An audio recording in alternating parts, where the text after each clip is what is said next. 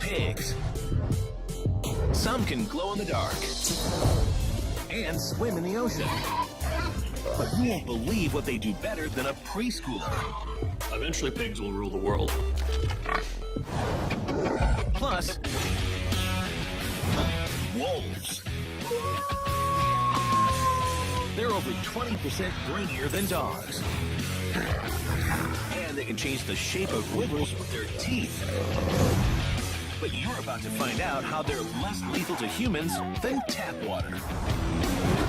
I don't want to say stop drinking tap water, but it could kill you. And crows. They're as smart as dolphins. And can talk like parrots. But when it comes to hunting down terrorists, they may be as effective as SEAL Team 6. They're not just paying attention to a few dangerous people, but they've got a whole network of people.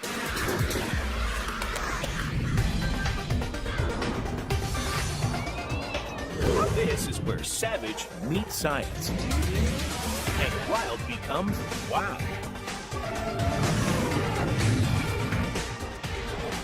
This is Ultimate Animals.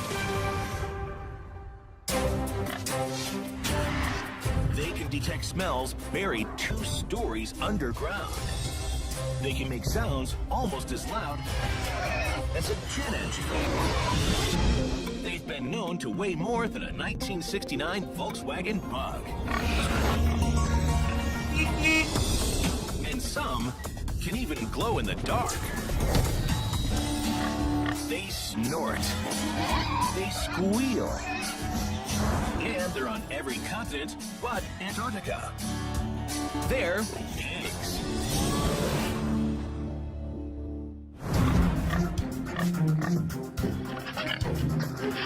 Pigs are some of the most interesting, fascinating, awesome animals out there. They're incredibly clever, they're incredibly fast, they're curious, they're fun, they're great animals. But a lot of people don't see swine for the amazing animals that they are. So we're about to put pigs through a series of challenges. Mini aptitude tests designed to flip how we feel about our porcine pals. It's only fitting that the battle should begin with the biggest of all pigs' foes. It's pig versus perception. The public's pretty incorrect in most of its perceptions about pigs. They think of pigs as dirty. They think of pigs as, sloppy, but pigs actually, in fact, are quite clean animals. Newborn piglets will leave their nest to relieve themselves elsewhere when they're only a few hours old. No diapers required. But if pigs are really so clean, then how do you explain this?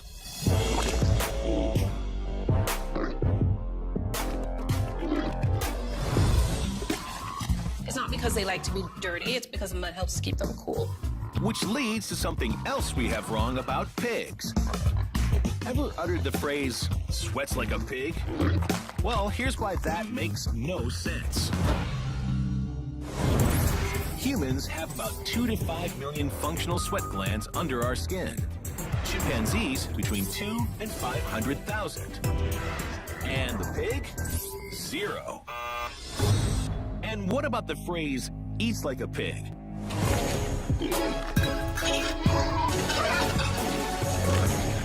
That one might be okay. For round 2 of our piggy reprogramming, we're bringing in man's best friend. It's pig versus dog. More specifically, the dog's nose. For years, dogs have been used to sniff out everything from drugs to bombs and even people. But theirs is not the only nose in town.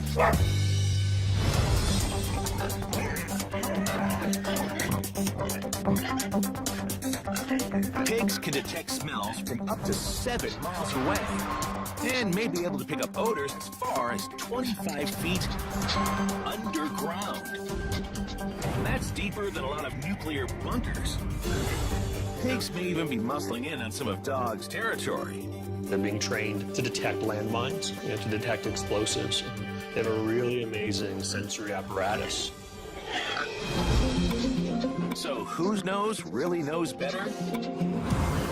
One of the ways scientists measure an animal's ability to smell is by counting the number of genes in its DNA related to smell. For example, humans have 387 active olfactory genes. Our sense of smell is just okay. But dogs have more than twice that, with 811. As for pigs, they have a remarkable 1,113 active genes related to smell. And just how good is that? We had pigs that we trained to find a particular odor out of an array of 10 others. And we had pigs that could discriminate between mint, peppermint, and spearmint. Once they learned which odor they were trained to detect, they were 100% accurate every single time.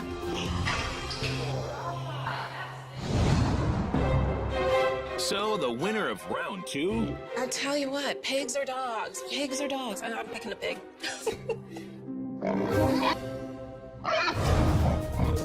For round 3, we're changing the way you think about pigs by taking a look at how they think about everything. It's a test of mental prowess. Pigs versus kids. According to some studies, pigs are the 4th smartest creatures in the animal kingdom, ranking only behind dolphins, chimps, and elephants. But how do they stack up against humans?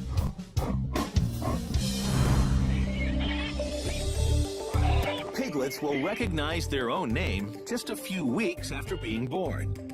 It takes most human babies between 5 and 7 months, but it gets more advanced.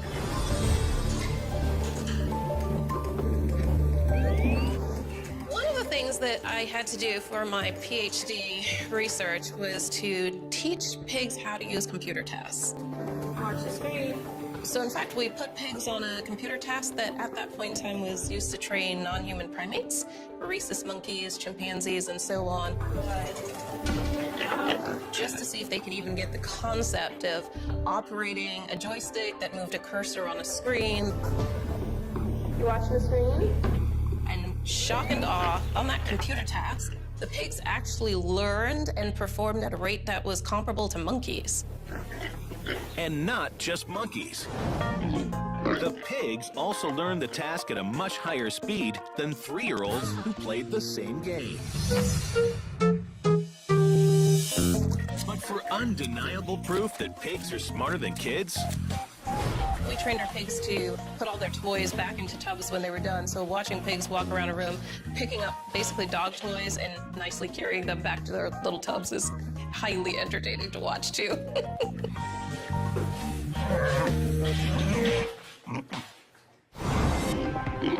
if that doesn't change the way pigs are perceived, consider this.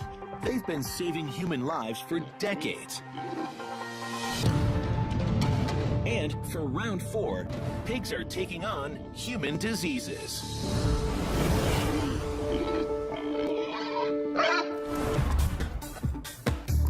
According to some research, many of the pigs' organ systems are 80 to 90% similar to our own. For years, doctors have researched using genetically modified pig hearts on humans in need of transplants. While primates are more closely related to us, adult pig hearts are closer in size to our own, carry a lower risk of infection than other primate hearts, and can likely be transplanted regardless of blood type. And it's not just a theory. Researchers recently transplanted a heart from a genetically modified pig into a baboon. The next step will be pig to human. If successful, it could save up to 1,000 lives in the U.S. every year.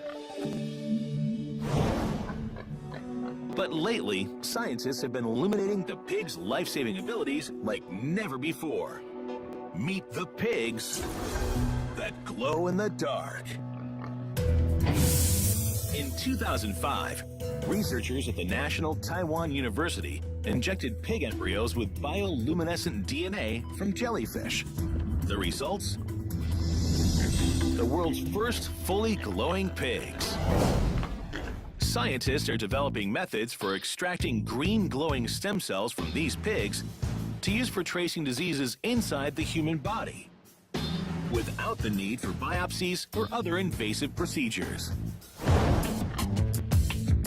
Pigs haven't always been used with such sophistication. In the not-so-distant past, pigs were used as instruments of war, squaring off against other armored animals. Can you guess which of these other animals the pig has had to face on the battlefield? Is it A, tigers, B, elephants, or C, lions?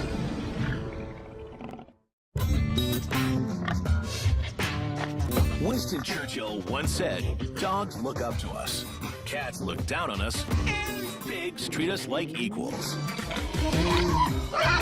To return the favor, we're putting the pig through a series of challenges designed to change how we think about these amazing animals. But first, we asked you which of these animals the pig has had to face off against on the battlefield. Is it A, tigers, B, elephants, or C, lions? The answer? It's the biggest of the big, the elephant. As early as 267 BC, the Romans deployed war pigs against the elephants of opposing forces. The loud squealing of the pigs would terrify the elephants and send them trampling back over their own troops. Pigs 1, elephants 0. But how loud do you have to be to scare off a horde of battle-hardened pachyderms? It's pig versus a jet engine. At an ear-splitting 130 decibels, a pig's squeal is 4 times louder than a chainsaw. Pigs are definitely among the loudest animals on the planet. It's pretty amazing and literally ear-rending. Pigs can squeal to the point where, yeah, you really can lose your hearing. If you're in a barn full of pigs and they're all squealing at the same time, what you may often hear, especially around feeding time, is a lot of vocalization. And it's really important that people wear hearing protection. But how does the pig squeal stack up against the sound of a jet engine? Put them both on a runway, and the engine will only drown out the pig by 10 decibels. To put that in perspective, that 10 decibel difference is only as loud as a pin dropping. So technically, jet engine wins this battle. Just wait until pigs learn to fly. The largest pig ever recorded was named Big Bill. He was 5 feet tall, 9 feet long, and weighed a scale-tipping 2,552 pounds. That's 700 pounds heavier than a 1969 Volkswagen Bug. Bill's size was definitely the exception. much to the relief of pig moms everywhere. Especially since pigs are the most prolific large mammals on Earth, with the average litter size equaling about 12 piglets. The biggest litter on record was 37 piglets. That's more than 3 defensive lines. In Iowa, pigs outnumber people 7-1.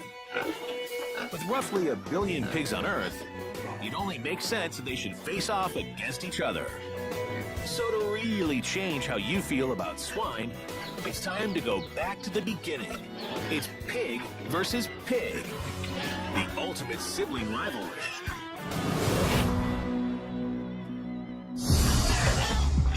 The fighting starts on day 1. Pigs establish hierarchies very, very early on in life, and what's really cool and interesting about them that many people might not know is when they come out, piglets actually pick a teat and keep it and defend it virtually for their entire time that they're with their moms. And since the teats at the front of mom's body produce the most milk, the firstborn pigs claim those right away.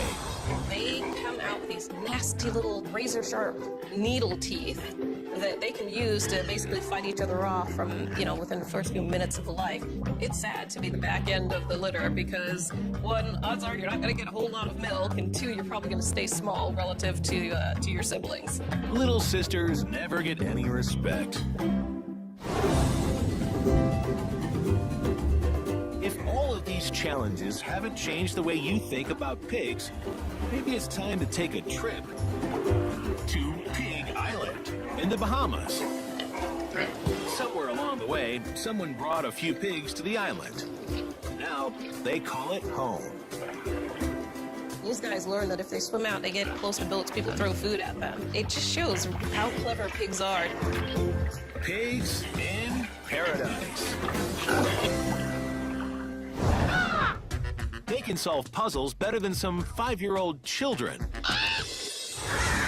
They hold funerals for their dead. They were part of the hunt for Osama bin Laden. They may just be the smartest birds in the world. Hello. Hello. Hello. Hello. And they live in our own backyards.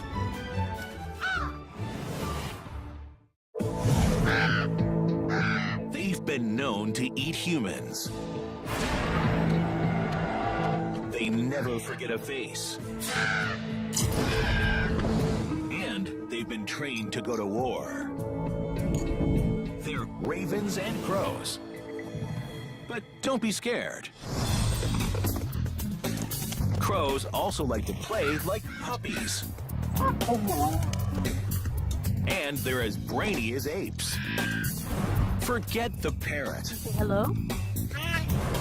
Crows and ravens might just be the smartest birds in the world. To back that statement up, we're examining all the ways in which crows and ravens transcend their scary rep by being so clever. And it all starts with this. Crows are smart enough to tell you off. No, right? Your ears do not deceive. Hello. Hello. Hello. Crows and ravens really can speak. And while Edgar Allan Poe turned talking blackbirds into something scary, the reality? I love you.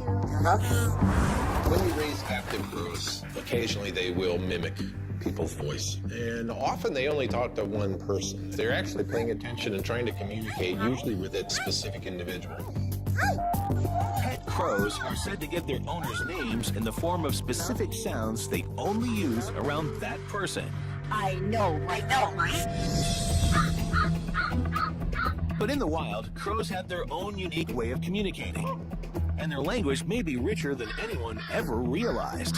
We know that crows and ravens have an extremely varied vocabulary and a very rich vocabulary with some calls that have very specific meanings. Crows even seem to have their own accents and regional dialects.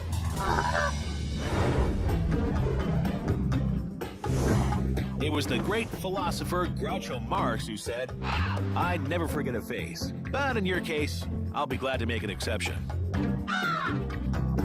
Crows would probably appreciate that quote, Because, no joke, some of them are so smart, they never forget a face.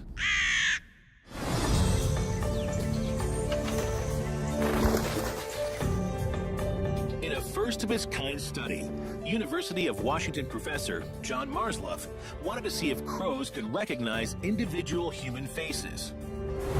Or at least, human face masks. In Marsloff's experiment, researchers wore a mask designated as a dangerous face while trapping and tagging just 7 crows. They are fearful, they are stressed out, they are thinking they're going to die. The crows were then released, and to Marsloff's surprise, over 3 years later, the crows still freak out when they see the dangerous face, even if it's disguised with a hat.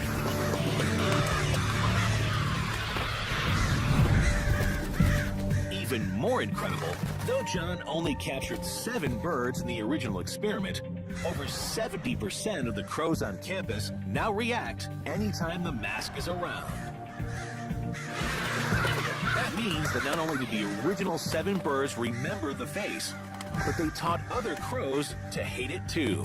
I mean, it's like a culture has developed on our campus to hate this particular guy, this caveman. The alarm calling has increased in intensity over time. It has not faded.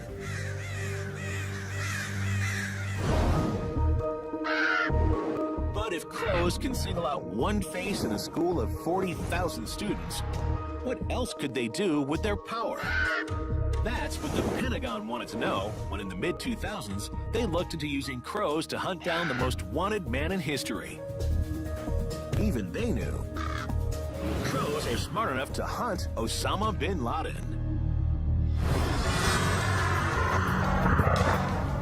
Never mind SEAL Team 6. Crows might just be the future of covert warfare.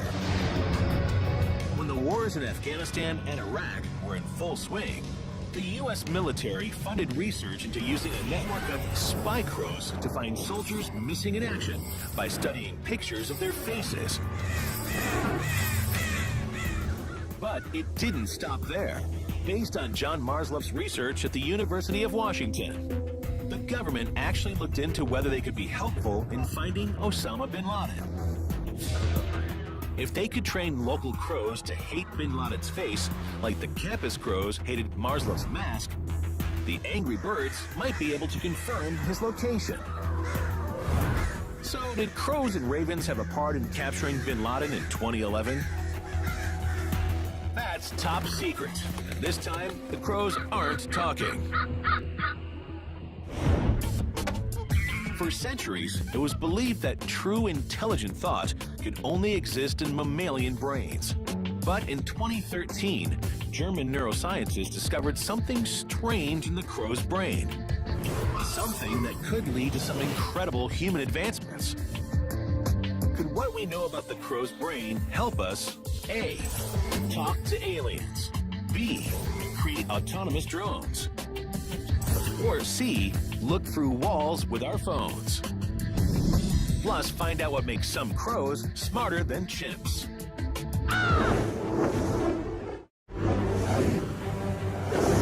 In 2013, neuroscientists in Germany wired electrodes to the brains of crows and monitored them while the birds solved a series of complex memory tests. What they found could lead to a pretty amazing human advancement.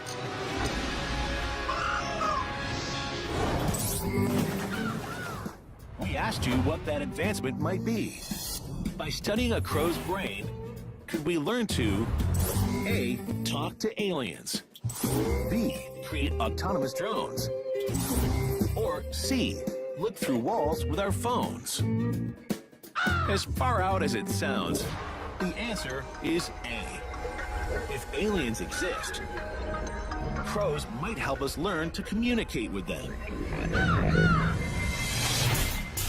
The key is the bird's brain, which is the closest thing to alien intelligence that we know of. When us mammals are trying to reason something out, we use our prefrontal cortex. Birds have no prefrontal cortex. Their seat of reason is in a completely different part of the brain. known as the 𝐶𝐸𝐿 Based on the German study, some people believe understanding how a brain so different than our own works could help us communicate with future visitors. Or at least build smarter scarecrows. As long as we're comparing brains in relation to the size of their bodies, crow and raven brains are about the same size as those of great apes. And just like these intelligent primates, the blackbirds can use tools. They may be better at it than any chimp. This is the New Caledonian crow.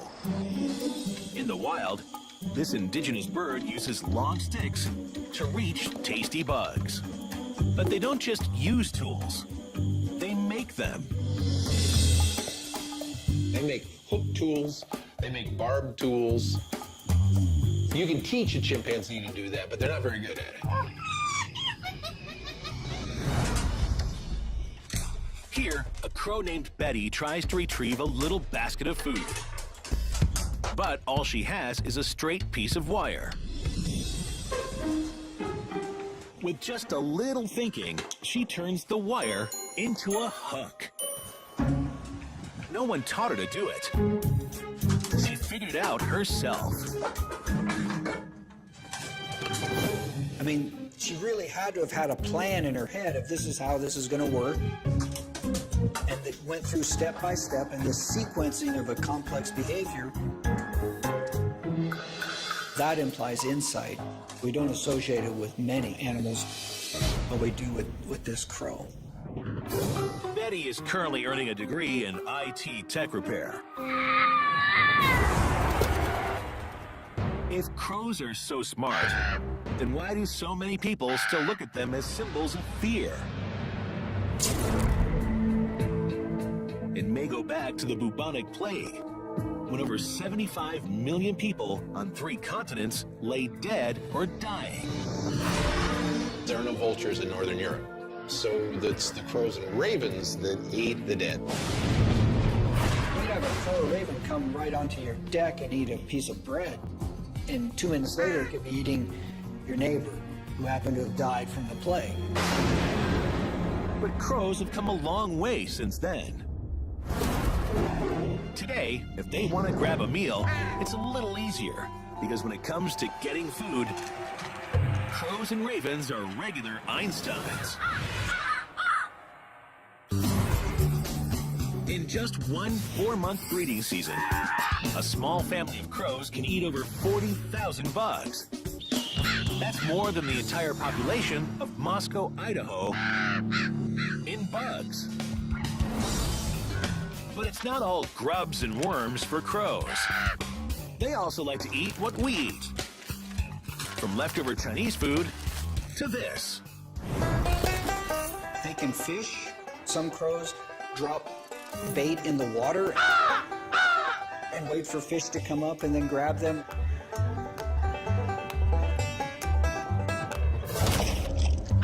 Bon appetit! A taste for the finer things in life isn't the only way crows are like us. After a hard day's work, they like to cut loose too.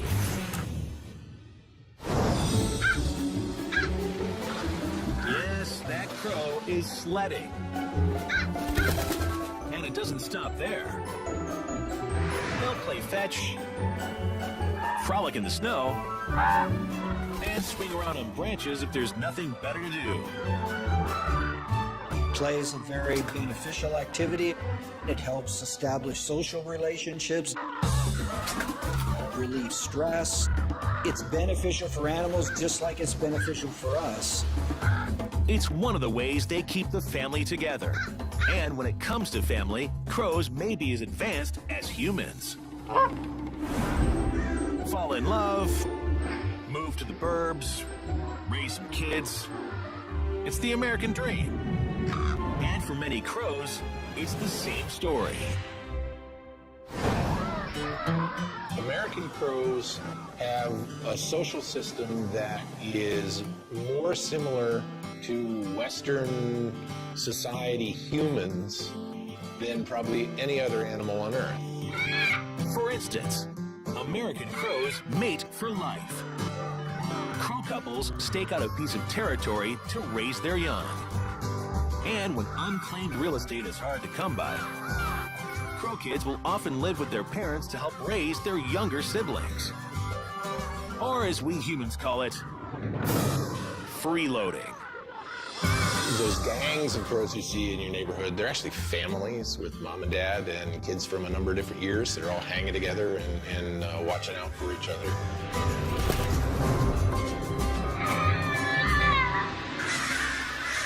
And they really come together when there's a death in the family. Because when it comes to the end, crows and ravens may actually hold funerals for their dead.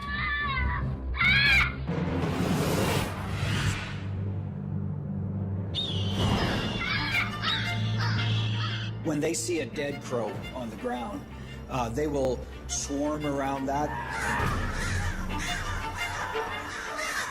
It's a social gathering on a huge level. There could be 1,000 birds even that gather around some of these situations. And according to observers, it seems to be much more than just morbid curiosity. They've described the crows processing by the body, bringing sticks around the body, or just a gathering in the trees that is very noisy. And the birds disperse silently.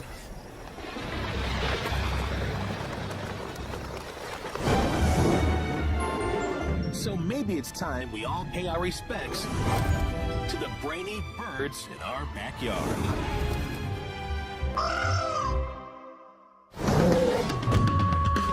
One pack can dominate a territory the size of Delaware. They're being studied by the Navy to create robots of war. They're resistant to anthrax, can hunt for 3 days straight. And without them, trees will die. These are no puppies. They're wolves. It's late on the M23 highway in southern Russia.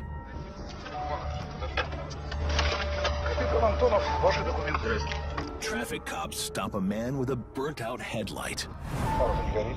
The officer is prepared to let the driver go with a warning, but then he gets a warning of his own. Something is stirring in the shadows.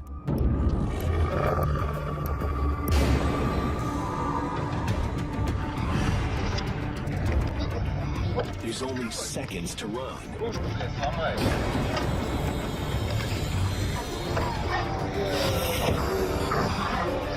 The wolves are coming.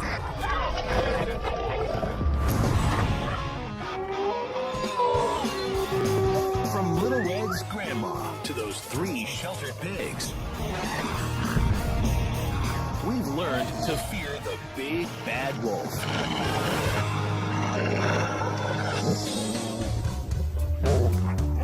But put away those silver bullets, because we're revealing 4 reasons to choose respect over revulsion when it comes to wolves. Our first reason to respect the wolf is simple. Because they respect us. It's easy to understand why some people might not see it this way. Prior to the 20th century, wolves killed 681 people in France alone. But that was then. In North America, there have been only 2 fatal wolf attacks in the past 100 years. To put that in perspective, in the U.S. alone, roughly 20 people are killed every year by cows.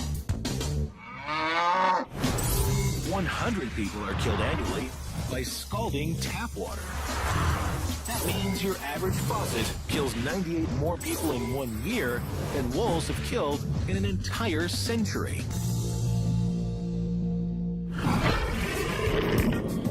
Wolves are not really a threat unless you put yourself in a really precarious situation by getting too close. So keep your distance, and wolves will mind their own business.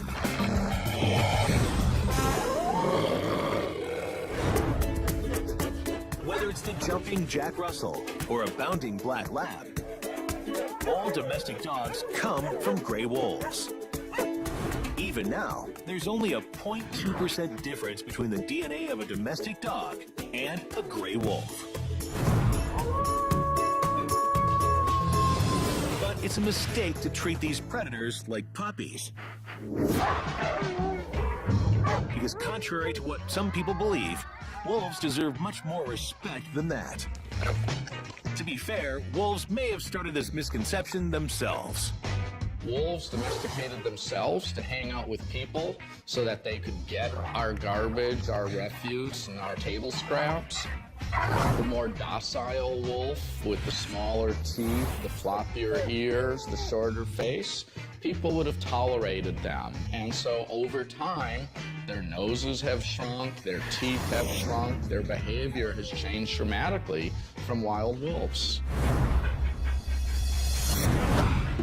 Wolves in the wild have remained very much the same. They're not docile, they're not domesticated, they're not dogs. They're bigger, over 2 times bigger than the beefiest German Shepherd.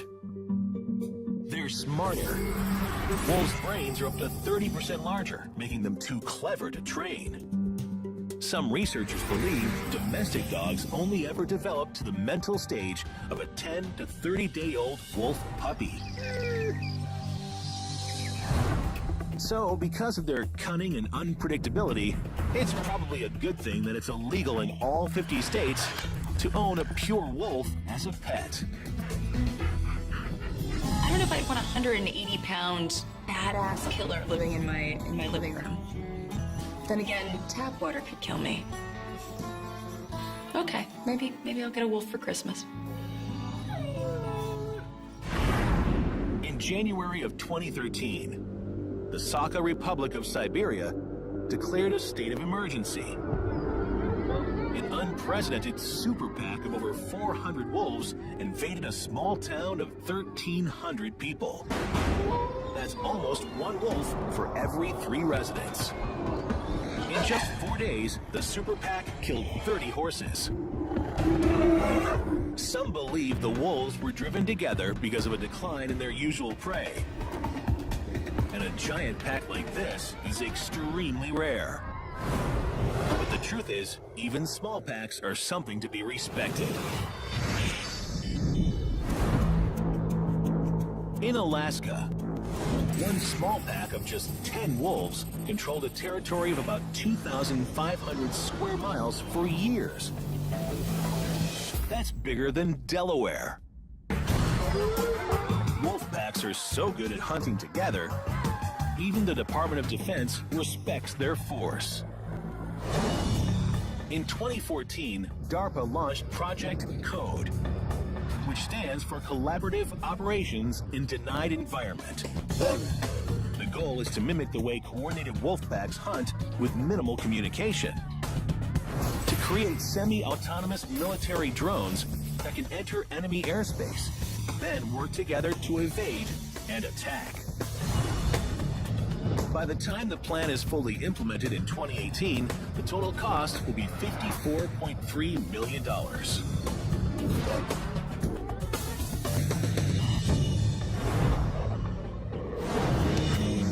For years, researchers gave the leader in a wolf pack the title Alpha Wolf.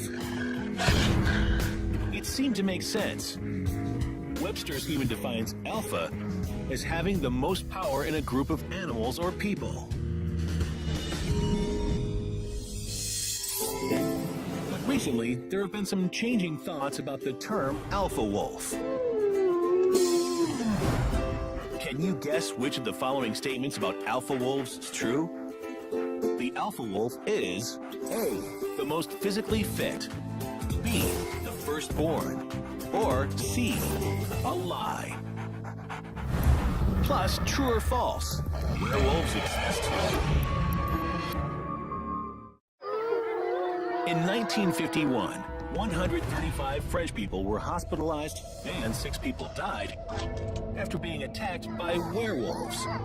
Either that, or they were suffering from violent mass hallucinations brought on by a rare fungus in rye bread called ergot that creates crazed delusions of turning into beasts.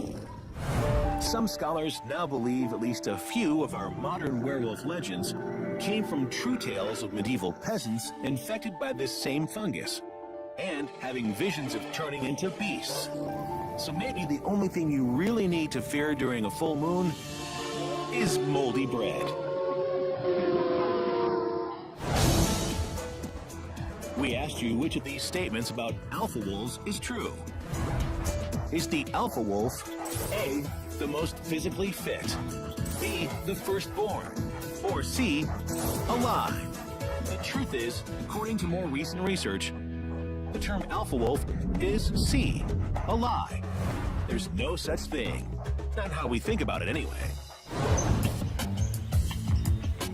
So a lot of packs are essentially family groups. So what most people would call mom and dad, we're calling, you know, the alpha wolf and his lady friend.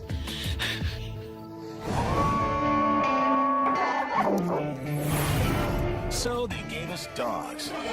What else are wolves good for?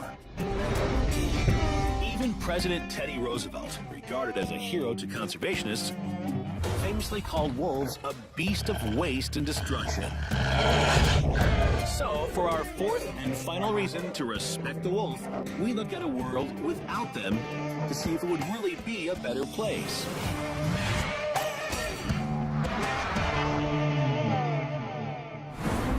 Yellowstone, the world's first national park. Nearly 35,000 square miles of pristine nature, with 67 different species of mammals, 322 different birds, and countless rare plants and trees. It is a true Eden on Earth.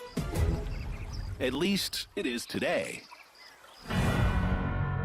Between 1914 and 1926, under pressure from cattle and livestock industries, Congress allowed the last of Yellowstone's 136 wolves to be hunted into extinction.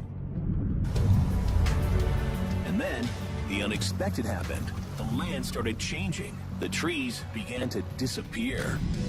A little over 2 decades after wolves, new tree growth drops to just 10% of what it was before their absence. 50 years after wolves, and those same trees are down to just 1%. Trees that once grew up to 98 feet tall now rarely reach a height beyond 2 feet. That's like turning the Sears Tower into a 4-story building. One of the major reasons the trees aren't growing? They're being devoured by one of the wolves' favorite meals, the elk. If you're an elk in Yellowstone, things are great. Elk will eat anything that's up to about 7 feet tall. So if you have a sapling that is growing up and hasn't made it to 7 feet yet, elk can come along and just eat it, and that tree will not become an adult and reproduce more trees. Without wolves to help keep them in check, the elk population explodes to 19,000 strong. And with each elk devouring 10 to 20 pounds of plants per day, that's 380,000 pounds of species-supporting habitat eaten every 24 hours. To put it in human terms, that would be like losing 2 to 4 single-level houses every day.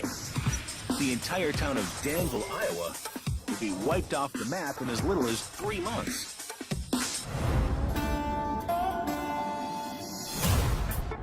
Riverbanks start to crumble without the roots of trees and plants to hold them together. The beaver population that depends on the rivers and the dwindling trees drops from 25 colonies to just 1. Even grizzlies, one of Yellowstone's biggest draws, seem to be disappearing, which only disrupts the food chain further. 70 years after their eradication, and this world without wolves is dying. But then, in 1995, thanks to provisions in the Endangered Species Act, 2 wolf packs are reintroduced to Yellowstone. The impact is palpable.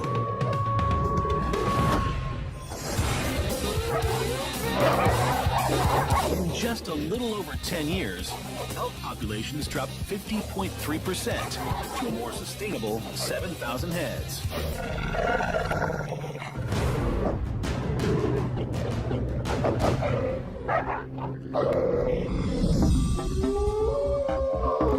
But it may be more than just how wolves kill elk. Some studies suggest they also keep them running, so they can't overgraze any one area.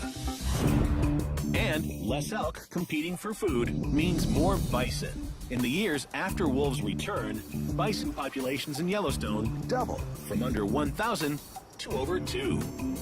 And because wolves eat big game animal, they actually were leaving behind carrion that were being scavenged by ravens, bald eagles, and even bears. So there was an increase in the bear population. 15 years after the return of wolves, and even the shape of rivers start to change. Deeper roots mean stronger soil and more defined riverbanks. Yellowstone goes from having 1 beaver colony to over 100.